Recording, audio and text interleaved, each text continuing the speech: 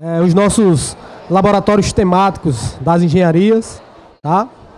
Eu vou passar a palavra para o professor Ida para que ele possa abrir o evento, né? Na verdade, já estou abrindo, já estou fazendo as primeiras apresentações, mas ele, como o grande orientador dos laboratórios das engenharias, Engineering Lab, né? Eu vou passar a palavra para ele para que ele possa fazer as boas-vindas e as devidas saudações a todos presentes. Oi, boa tarde mais uma vez. Meu áudio dá para ouvir aqui? Meu áudio tá não, né?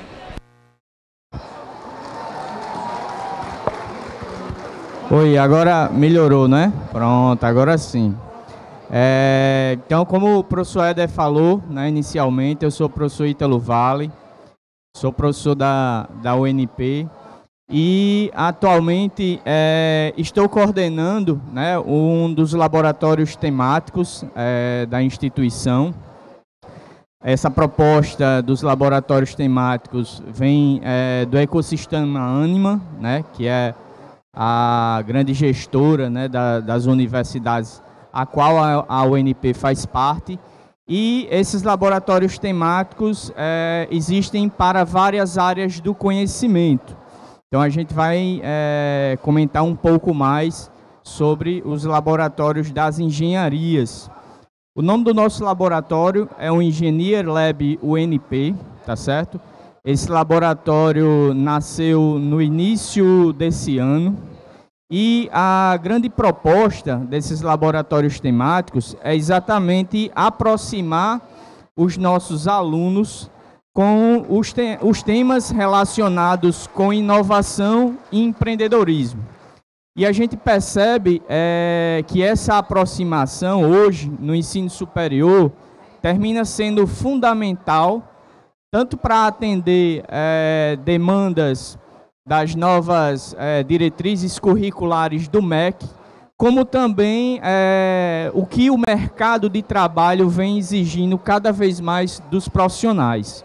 Então, hoje não dá para que a gente tenha um curso voltado para assuntos, né, que terminam sendo abordados de forma conteudista, sem que os alunos façam uma aplicação desse conhecimento. Então, os laboratórios temáticos, eles nasceram com essa pegada, com esse foco, e isso é o que o mercado exige, tá certo? Uma das grandes propostas é que esses alunos desenvolvam projetos que atendam às demandas de mercado. Inicialmente, o nosso laboratório, o Engineering Lab UNP, ele nasceu com 6 projetos, né, que a gente chama de squads, e projetos com temas de interesse da sociedade, muitos deles voltados para a inovação, para o empreendedorismo e também para as questões ambientais, né? Eles atendendo, né, às exigências, atendendo ao que regulamenta os ODS da ONU.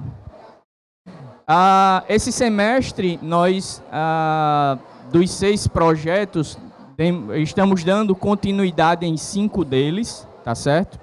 E a qual, além de coordenar o laboratório, eu tenho a oportunidade também de orientar 2 desses projetos. Então, nós temos um projeto, né, que a gente chama de Squad 1, coordenado por nossa professora, né, Cláudia Cruz, que é relacionado com o estudo das emissões de CO2. Inclusive, um desses estudos elaborados na Squad foi submetido ao 22º Congresso, né, Congresso Nacional de Iniciação Científica, e teve, né, o estudo aprovado, né, para ser apresentado agora no dia 20 de novembro. Temos a Squad 2, né, o segundo projeto, que é o Squad a qual a gente tem o objetivo, né, a pretensão de construir uma impressora para materiais cimentícios. Então, hoje, na construção civil, fala-se muito sobre impressão 3D, né, a manufatura aditiva, e a gente tem esse interesse de construir essa impressora em escala de laboratório, né, obviamente, até porque não existe ainda no Brasil empresa que comercialize esse tipo de equipamento para que se produza um maior número de estudos científicos, né, nas universidades. E esse projeto, além de ter esse objetivo de construir a impressora, ele tem um foco também empreendedor, porque existe a oportunidade, né, do aluno ou do grupo de alunos, ao final, pensar na montagem de uma startup, a qual um dos objetivos seja a comercialização, né, desses produtos para os institutos, né, de ensino superior. Então, nós temos no Brasil mais de 500 institutos, né, instituições de ensino superior relacionados com engenharia, e muitos desses institutos, né, pouquíssimos institutos desses, dispõem de um equipamento como esse. E que hoje na construção civil se discute como sendo a tecnologia do momento, que no futuro né, a gente vai ter mais construções com essa técnica construtiva, só que a gente precisa desenvolver trabalhos científicos para que dê respaldo da indústria poder comercializar. Sem esse respaldo, a indústria não vai ter essa oportunidade, né? Ela vai ficar refém, né, de carência de dados científicos para que possa ser desenvolvido esses trabalhos. Então, no Brasil, a gente não tem normas técnicas que regulamentem esse uso, tá certo? Então, a gente está ainda, vamos dizer assim, engatinhando no que já outros países desenvolvem utilizando a manufatura aditiva. No nosso, inclusive, essa Squad 2, né, também orientada pelo professor Éder. Eu queria que o professor Éder comentasse um pouco aqui como é que está o andamento, né, desses trabalhos, da montagem da impressora. Bom, gente, no caso da impressora 3D, né, a gente sabe que as tecnologias elas evoluem cada dia mais, né? Cada dia a tecnologia ela vem se renovando, vem se melhorando, e dentro desse contexto a gente vê várias necessidades. A necessidade, por exemplo, da construção civil em si, né? Há um tempo atrás, a gente no nosso centro de pesquisa, o professor Ítalo também fez parte por muito tempo e faz parte, né? Só mudou o direcionamento agora. A gente já tinha um outro projeto de 2 alunos, o professor Ítalo inclusive foi orientador, de uma impressora de casas, né? Os meninos defenderam o seu TCC da impressora de casas, abriram uma empresa, né? Abriram uma pequena startup, começaram a trabalhar e fizeram tudo do zero. Eles não sabiam nada. Eles construíram a impressora do zero, né? E foram atrás de patrocínios, foram atrás de apoiadores, conseguiram várias parcerias, né? E hoje em dia aí eles são a empresa pioneira no Brasil na construção de casas com impressora 3D de casas, né? Então é uma grande evolução tecnológica, porque a gente entende o seguinte: nesses países menos desenvolvidos, quando acontece algum tipo de catástrofe natural, seja lá o que for, como é que a gente consegue fazer com que a população tenha, de certa forma, um habitat? É um gasto muito acelerado, é um gasto muito alto, né? Você construir uma casa do zero, e na impressora 3D eles conseguem otimizar para se fazer, por exemplo, várias casas ao mesmo tempo, né? Claro, é evidente que a casa não fica 100% pronta, mas eles conseguem fazer a levantada das paredes, né, com todas as dimensões específicas e tudo mais, né? E embasado neste projeto, a gente também criou a impressora 3D de argamassa, que é o projeto que eu estou coordenando com o professor Ítalo. Como o professor Ítalo bem falou, está em fase experimental, a gente ainda está montando, né, está cortando lá os ferros, está botando a mão na massa, né? E na última terça-feira, a gente conseguiu criar um pré-protótipo, né? Falta a gente fazer a montagem, faltam alguns ajustes técnicos, né? Falta fazer umas soldas, né?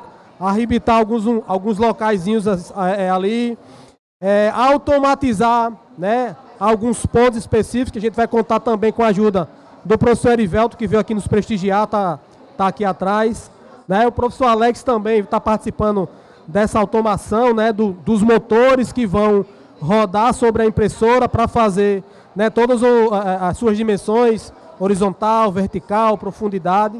Tá? Então, é um projeto que está se desenvolvendo. E com isso a gente, né, vai fazendo várias pesquisas, vai criando, vai fazendo, escrevendo os nossos artigos, né, para fazer as publicações. O professor Ítalo ainda não falou, mas daqui a pouco ele deve falar sobre o projeto CTC, que é de tecnologia de concreto, onde 2 trabalhos foram submetidos, né, para o Congresso. O projeto também aqui do professor Alex, né, ficou em 2º lugar no Brasil, foi para a semifinal do Engineering Lab na área dele, área de TI também. E no Brasil ele foi um dos semifinalistas de mais de... Eram quantos? 52 projetos submetidos, passaram acho que 10. O do professor Alex estava no meio, né? Então o professor Alex também vai falar um pouquinho sobre o seu projeto. E sobre a impressora, como a gente falou, ainda está no momento experimental. A gente tem que fazer alguns testes, né, algumas otimizações. Né, e a gente está contando aí com a contribuição de alguns alunos bem engajados. Acho que é importante salientar isso. O aluno também faz parte disso. Não sou eu, professor Éder, não sou só eu, professor Ítalo, não sou só eu, professor Alex. Mas alguns alunos também estão encabeçando, estão participando desses projetos para a gente conseguir, né, a curto prazo, né, otimizar essa impressora. Que a primeira que a gente vai fazer é para testes, né, para entender todo o funcionamento, para depois a gente conseguir fazer uma impressora mais robusta. E quem sabe aí, né, então a grande pretensão é que os alunos envolvidos criem, de certa forma, a startup para poder vender esses tipos esse produto para o mercado, que é um produto tão importante, né, e tão atual, como o professor Heitor falou, né, na área da construção civil. E aí, rapidamente, né, o nosso projeto 3, a Squad 3, ela está muito relacionada com o projeto da impressora, porque o objetivo do projeto 2 é a construção do equipamento, que vai fazer uma manufatura de um compósito cimentício. Mas até então não se tem esse material, e aí precisava também criar um projeto para estudar esse material, que é a proposta, né, do projeto 3, da Squad 3, que a gente chamou de CTC, que é Centro de Tecnologia do Concreto. Hoje, o Centro de Tecnologia do Concreto tem 2 projetos em andamento. Um, que é o desenvolvimento do compósito cimentício a partir de argamassa industrializada. Então, eu solicitei a uma cimenteira aqui do Brasil o fornecimento de 3 tipos de argamassa, e a gente está fazendo esses testes para utilização em impressora. E o outro estudo é com relação ao uso de argamassa estabilizada. É uma argamassa que você tem um tempo de hidratação mais prolongado, e aí você permite que uma construtora utilize a argamassa por mais tempo, para que você tenha, né, na verdade, um tempo maior de aplicação antes dela endurecer. Então o CTC tem esses 2 projetos em andamento, e aí a gente espera que no momento que a impressora fique pronta, a gente também tenha pronto toda a caracterização necessária para chegar e dizer, ó, a argamassa para ser manufaturada é essa daqui. Aí os 2 projetos terminam se infundindo. Pois não? Só uma dúvida. No segundo Square, como você falou, é basicamente focado na construção da impressora 3D. Nessa construção já leva em conta a programação dela, de todo o projeto. Pronto, você poderia falar um pouco dessa parte? É porque a minha área é basicamente programação, software. Pronto, boa pergunta. Como é seu nome? Flávio. Flávio, você é de qual instituição? UFRN Caicó. Pronto. Inclusive, a UFRN, ela dispõe de uma impressora de compósito cimentício, tá certo? Essa impressora hoje é do programa de pós-graduação de Engenharia dos Materiais. Eu já tive a oportunidade de fazer alguns ensaios também nessa impressora da UFRN, então os colegas lá da UFRN são parceiros nossos aqui na UNP também. E aí, como bem você perguntou sobre a questão da programação, a tecnologia que envolve a construção da impressora, ela é multidisciplinar. Então, há necessidade de você ter engenheiro civil para ter conhecimento sobre o composto cimentício, há necessidade de você ter engenheiro mecânico para a construção mecânica da impressora, que aí o professor Éder se encaixa nessa parte, e há necessidade de você ter professores, quando eu digo professores, é professores e alunos, certo? Ter um grupo também da engenharia, né, elétrica, da computação e TI, tá certo? Porque vai tanto precisar da parte do dimensionamento dos motores, da seleção dos motores, como também do desenvolvimento do software para fazer a aplicação, tá certo? Que aí, no caso, o software, ele termina sendo um fatiador, né, que a gente chama, existem alguns fatiadores aí, inclusive gratuitos, né, que podem ser utilizados, mas há a necessidade de você construir esse algoritmo que você vai utilizar esse fatiador e você colocar o modelo do seu protótipo que a impressora vai construir. E a partir desse acionamento ele vai fazer o desenho lá. Então é muito semelhante às impressoras também que são utilizados os polímeros. Então há necessidade também, além da construção mecânico-elétrica, também a questão do desenvolvimento desse software. Então, assim, há espaço para se trabalhar com todas as áreas aí de engenharias, né? Uma área bem ampla, certo?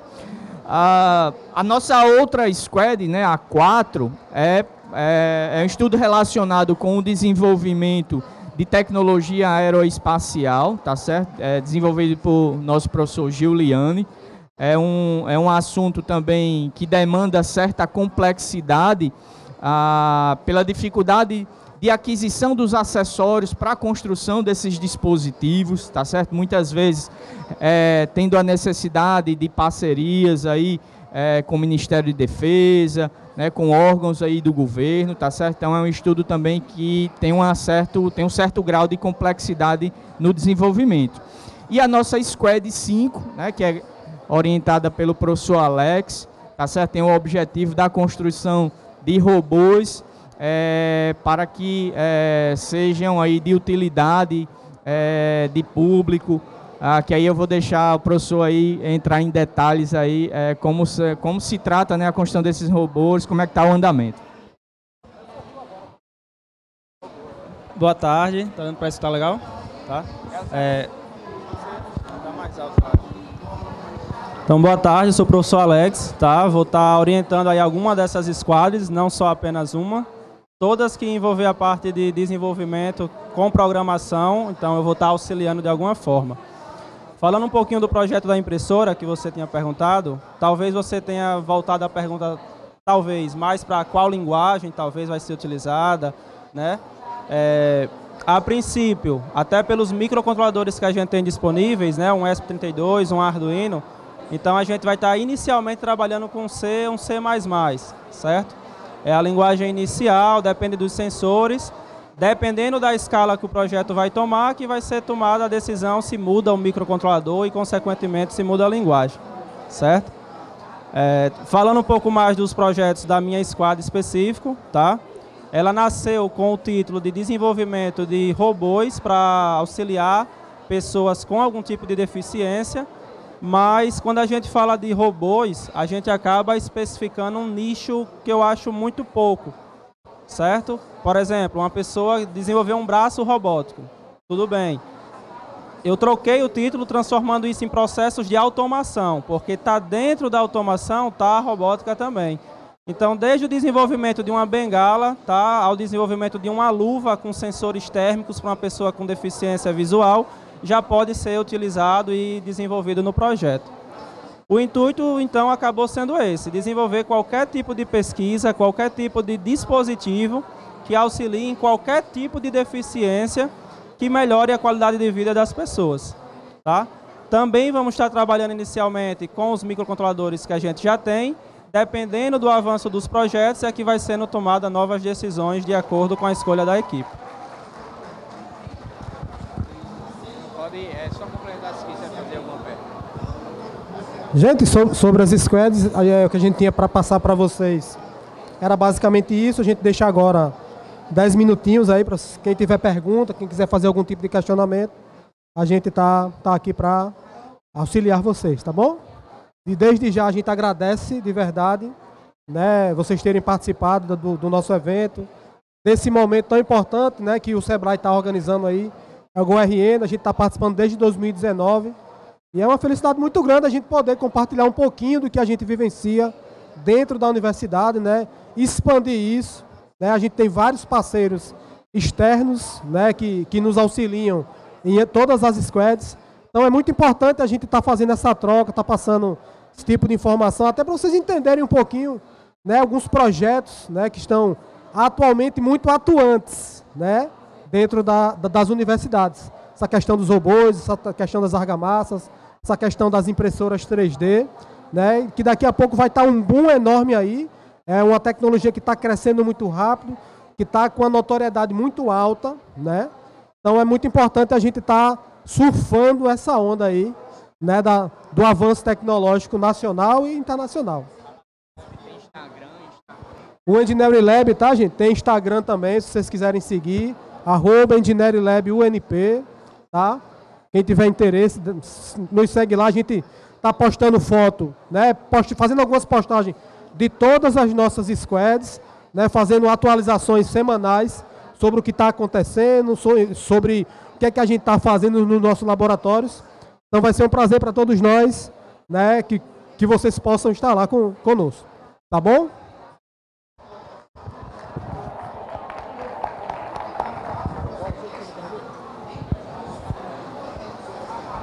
Nem é sobre, literalmente, os squads, é uma dúvida em questão de exemplo. A UFRN é uma instituição pública, o UNP privada.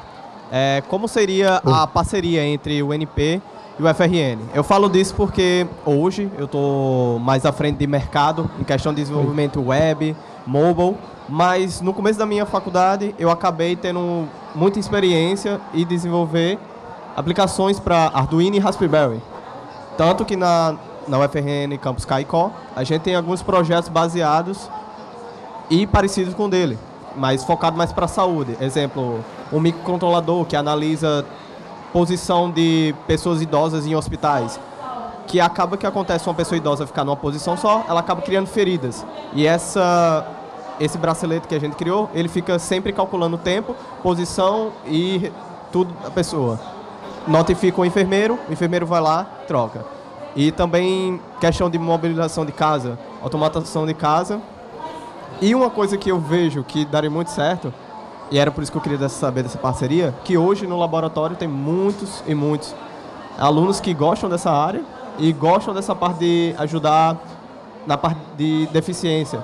Um dos TCC de lá é uma menina que está fazendo um estudo com câmeras para basicamente captar pessoas no ambiente, principalmente pessoas com deficiência, e todo movimento ou coisa que pode acontecer um perigo a um deficiente ser avisado ao supervisor. Eu queria só saber essa interação. Oi. Se pode haver ou não. Sim, pode existir a parceria, certo? Vou falar especificamente como é que funciona a parceria com o Engineering Lab UNP, que aí no caso é da mesma forma para qualquer lab do ecossistema Anima, tá certo? Existe um modelo de contrato de parceria, a qual as partes, né, definem aí um escopo do projeto e assinam, né, acordando para o desenvolvimento de um estudo específico, tá certo? Agora, por outro lado, mesmo existindo, né, esse documento que formaliza a parceria, a gente precisa ser realista e comentar que muitas vezes termina isso sendo muito burocrático e algumas parcerias importantes deixam de ser realizadas, tá certo? Então, assim, o universo da UFRN, né, uma instituição pública Então existe aí um trâmite legal para que uma parceria dessa seja formalizada. Então isso não é tão simples de acontecer. Da mesma forma também lá na Universidade Potiguar, porque a gente faz parte aí agora de um ecossistema que ele é nacional. Então são regras nacionais e isso de certa forma também termina sendo um pouco burocrático. Mas existe sim esse documento para ser realizada essa parceria. Agora eu vou mencionar a minha visão como pesquisador, certo? Algumas parcerias eu realizo e o documento que termina você formalizando essa parceria é o estudo científico que você publica. Então, às vezes, a gente fica dependendo aí, da formalização de um documento com análise jurídica, às vezes se deixa passar o tempo de se realizar determinado estudo. Então, em algumas situações, eu realizo parcerias com alguns colegas informalmente, e aí a gente gera o estudo científico, né? Publica o artigo científico, tá certo? Que aí, de certa forma, você tem a formalização que aquela parceria aconteceu. E aí, como é que se divide isso? Né? Em ambiente de laboratório, o que é que você pode desenvolver no seu laboratório? O que é que eu posso desenvolver no meu laboratório? Então, termina essa parceria sendo organizada, vamos dizer assim, entre professores, e aí acontece o estudo científico, tá certo? Então, eu costumo não me prender tanto só a um contrato e aí deixar, de repente, um estudo deixar de ser realizado, tá certo? Até porque uma das partes mais importantes, claro, é evidente que a execução da tecnologia, a entrega do produto seja importante, mas a publicação também é importante, que é a publicação que faz com que aquele estudo tenha relevância. Não, de nada adianta eu só fazer uma impressora e deixar guardada dentro do meu laboratório. Ninguém vai ter conhecimento, a não ser eu, ou os alunos que estão trabalhando comigo no laboratório, ou os alunos que, porventura, paguem alguma disciplina, que eu levo ele para o laboratório, ele, por curiosidade, só aquilo ali é o quê? Só é uma impressora 3D de argamassa. Poxa, a gente não sabe de nada. Não, porque é um negócio mais interno aqui, é só para a gente guardar. Não, a gente não trabalha para guardar as coisas. A gente quer proliferar, né, o conhecimento, quer proliferar, né, os estudos, né, quer fazer publicação, quer reconhecimento pela publicação, né, pelo estudo. Né, e assim, eu vejo isso muito importante. Como o professor Ítalo falou, acaba que existem alguns gargalos, são um pouquinho chatos, um pouquinho demorados, mas aí dependendo do tipo de convênio, né, de parceria que a gente consiga fazer, a gente tem ótimas parcerias com a Weber, com a Artsolite, né, que nos cede muitos materiais. Votorantim, para você ter uma ideia, tipo, a gente está precisando de alguns insumos, sabe o que eles fazem? Eles mandam uma planilha, tá aí, ó, escolha. Pergunta o que é que a gente quer, o que é que a gente precisa. E tudo isso a gente, claro, evidente também, eles fazem parte do projeto, eles são patrocinadores do projeto. Daí a gente dá relevância quando a gente faz a publicação. Eles estão lá no Merchan também, porque é marketing também para eles, né? Então, assim, tirando esses gargalozinhos, eu acho que dá muito certo. Se você quiser pegar o meu contato, a gente pode bater um papo depois para ver como é que a gente faz lá com a UFRN, para a gente fazer essa parceria também. Ver como é que funciona para a gente fazer essa parceria. Tá bom, meu querido? Desde já, muito obrigado pelo seu interesse. Tá. E só complementando um pouco, essa parceria UNP-UFRN, ela funciona muito bem, porque tenho colegas lá, como eu mencionei, lá no programa do mestrado, da Engenharia dos Materiais, e sempre o convite fica, Ítalo, quiser testar a argamassa lá na impressora da gente, é só marcar que a gente vai lá, testa. Então, assim, às vezes a gente precisa ter um olhar mais voltado com o benefício que aquilo ali vai gerar do que com alguns trâmites burocráticos que aí vai terminar nos impedindo, né, de que isso avance. Então, sinta-se convidados, vocês lá, né, da UFRN, de bater um papo aqui com o Éder, com o Alex também, para ver de que forma a gente poderia ampliar aí esse grupo de estudo, porque eu acho que o benefício vai vir para ambos.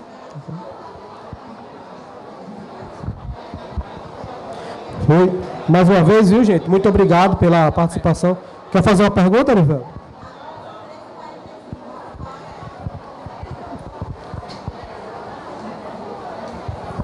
Só para fechar, parabéns pelo trabalho que vocês estão desenvolvendo. Vocês realmente são brilhantes no que fazem e conseguem trazer uma representatividade muito interessante para o Estado. E é um orgulho para nós saber que vocês estão lá e desempenhando esse trabalho com tanta firmeza e maestria. Eu queria saber se existe algum plano de finalizar um protótipo ou um produto para o mercado.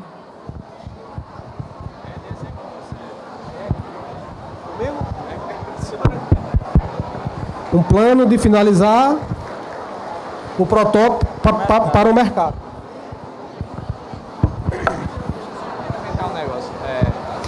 Eu vou falar especificamente da impressora, tá certo? Que foi que no início assim eu idealizei por já ter tido um contato com a experiência anterior, né, dos meninos lá na UNP que construiu a impressora em escala real, que no caso foi a primeira casa impressa no Brasil, né? Quem depois tiver interesse, a empresa é a 3D Home Construction, tá certo?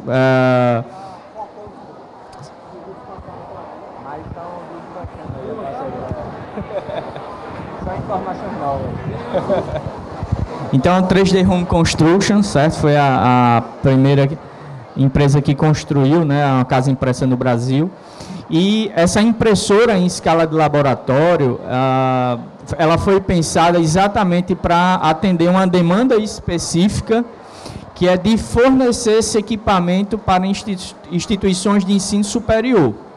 Então, assim, há necessidade da gente desenvolver estudos para que dê respaldo ao mercado de utilizar esse sistema construtivo.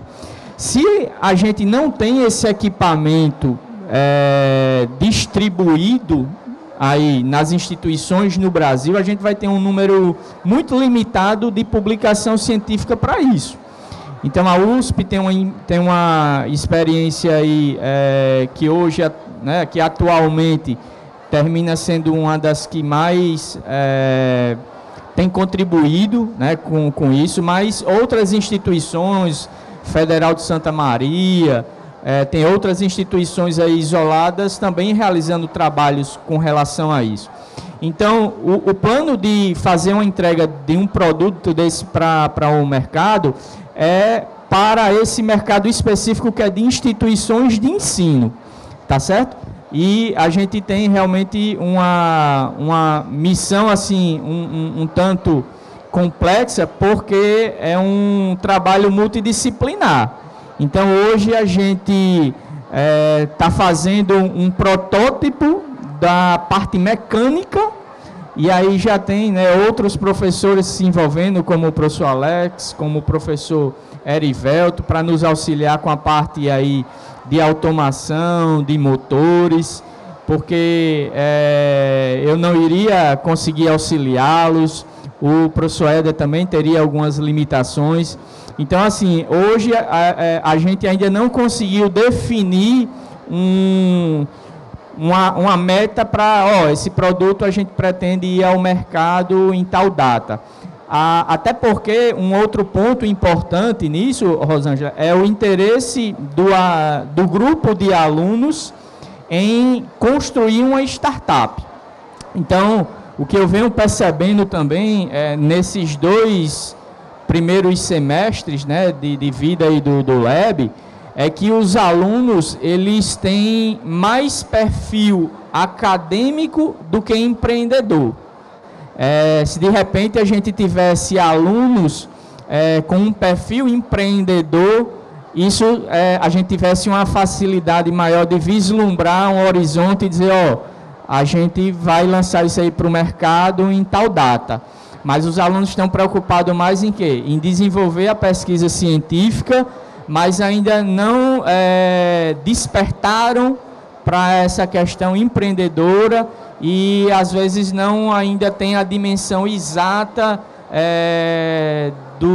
da preciosidade que tem na mão para ser lapidado, entendeu? Então, hoje a gente ainda não conseguiu vislumbrar uma data para que isso seja disponibilizado ao mercado. Mas o interesse é que esse mercado, né, específico são instituições de ensino. É claro que depois existe a possibilidade disso ser ampliado para equipamentos em escala real, né, que aí tem essa outra startup que eu mencionei, a 3D Home Construction, que desenvolve esses equipamentos em escala real. E aí só um spoiler dessa parceria aí que a 3D Home Construction está fazendo. Eu tive a oportunidade de trabalhar, de fazer uma consultoria, na verdade, agora no meio desse ano, lá em São José dos Campos, para uma outra startup, né, a Construtec, uma startup nova, em que também está desbravando esse mercado da impressão 3D, né, com compósito cimentício. E aí, recentemente, eles fecharam uma parceria com a 3D Home Construction. Então, hoje, essa Construtec, ela conseguiu fechar um contrato, né, com um empreendedor para construir uma casa utilizando a manufatura aditiva, mas ela de forma indireta no sistema construtivo. Como eu mencionei, não existe ainda norma técnica que permita você utilizar a técnica construtiva como produto final. Mas o que é que eles estão fazendo? Eles estão utilizando a manufatura aditiva para a construção das formas das peças de concreto. E isso hoje lá nessa startup São José dos Campos já está sendo feito em escala real, tá certo? Agora, é o primeiro case do Brasil, tá certo? Então as coisas, embora que eu até falei nome aqui sem autorização de ninguém, né? Mas eu acho que não vai chegar aos ouvidos deles não, né? Mas, mas se chegar é porque foi por uma boa causa, mas assim, são desbravadores, né? E a gente precisa cada vez mais de incentivá-los, né? Eu estava vindo para cá, só confidenciando a você, estava tendo um telefonema aí da empresa lá, cimenteira, exatamente sobre o que a Construtec está realizando. Então, assim, o foco, inicialmente, ele não é financeiro, é mais acadêmico, mas que mais na frente esses frutos certamente virão. Então, a gente tem que incentivar que isso aconteça o mais breve possível. Obrigado aí mais uma vez.